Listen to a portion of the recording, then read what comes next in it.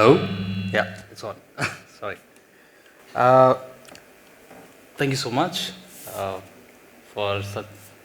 I've rarely experienced silence with so many people, and it's great to see that. Uh, my name is Abhinav, and I play these UFO-looking things called the handpans. I've been playing them for 3 years now, and it's completely changed the experience of my life. And I'm trying to share it with more people as much as I can. And that brings me here. So, has anybody seen this before? Like, are you aware? Yeah, okay. So, essentially, it comes from Switzerland. There was a couple that invented this, not exactly couple, but man and a woman working together. They invented this instrument, and in 2000 essentially, and it's been made for the last 15 years. They invented this, and then it became like the most viral instrument on internet. Uh, Unlike many other instruments, it cannot be bought in shops. It's not available uh, to be manufactured by big corporations. So the journey had been really interesting for me, and it's been for every single handpan artist in the world. Uh, so it all started 8 years ago. I was sitting in the office, and that was my first year of work. And obviously, I sort of liked it initially, and then I didn't like it. As I was spending more time, I had to finish off some presentation, and I was just getting really bored in the night and trying to go back home, but the work wasn't getting over. Then a friend of mine came over, and he said, "Dude, just check this out. What's happening with this instrument?"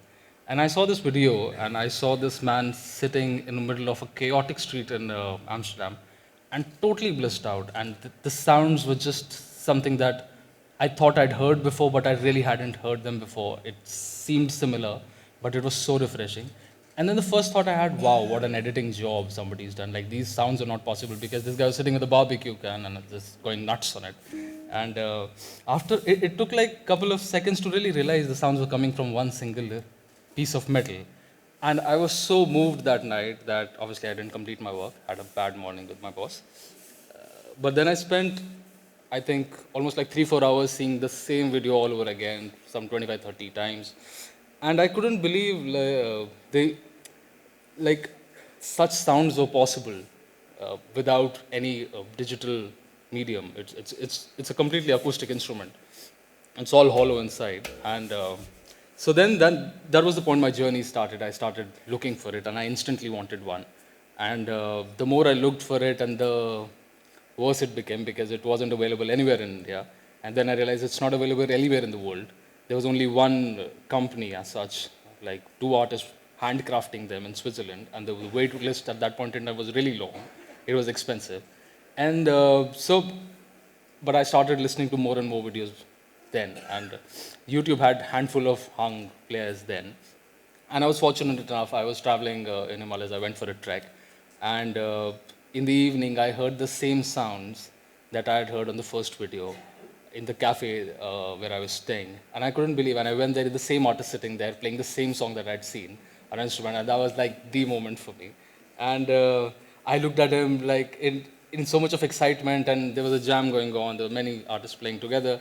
And then my look was such that I wouldn't just take my eyes off the instrument. And then I asked for it, and this guy was a little scared. He thought he's like, अब India में है, अब यहाँ पे कोई ऐसे देख रहा है तो maybe he'll be a thief or he'll take it away. So it was funny. And then I asked for him, and initially he didn't give it to me. He said it's a very personal instrument. I don't really give it to people. It's sensitive. But then he saw the longing in my eye probably, and then he gave me to try one. And the moment I did this, it just got me. The vibrations, the tone, the sound, it just touched me so deeply. I just cannot probably ever, I can't really explain in words what happened to me, but I realized that this is what I had to do in life. This is what I was after. Uh, and from that day, I started patiently waiting for the instrument. And then from there, it took 5.5 years to get one. And I managed to speak to an artist who was crafting in Switzerland. So by that time, in those 5.5 years, few artists emerged who were making as good as the original instrument. This is the original instrument from that Swiss company called Panart. This one's again from Switzerland by an artist called Izan. Uh, he names his instruments as Asachan, which in Thai language means positive energy. Uh, So yeah, that's how it started for me. And but apart from just sort of introducing the instruments and the sound, what I really wanted to share with you today was what happened in those 5.5 years and my experience with this instrument is essentially it's musically it's a very limiting instrument. It just has 8 notes, or rather, so musically it's extremely limiting compared to any other instrument. But the beauty is that it sounds so holistic. There are so many nuances of sounds built into it. It's like a sound sculpture by itself. And this entire journey in 8 years started taking me more towards listening, more with a lot more focus than I would generally listen in life. And it didn't ended up with this instrument. Listening everything that was happening around me became the shift in my life, and I started to listen to everything that was happening while driving. While I would listen to a lot of noise that was happening, and I started seeing patterns and musics and things like that, and everything that was happening. It was more like classic Goya most of the times, but कभी कभी वो दिमाग में चलता ही जाता था.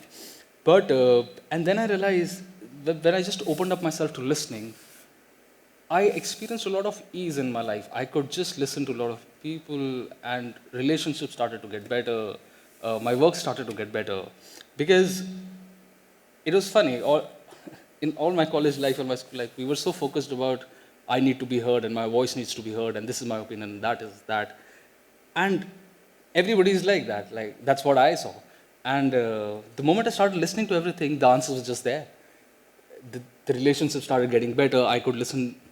I mean, just focusing on somebody else's perspective gave me answers to my questions, gave me answers to the simplest of things and the most complex of things I had.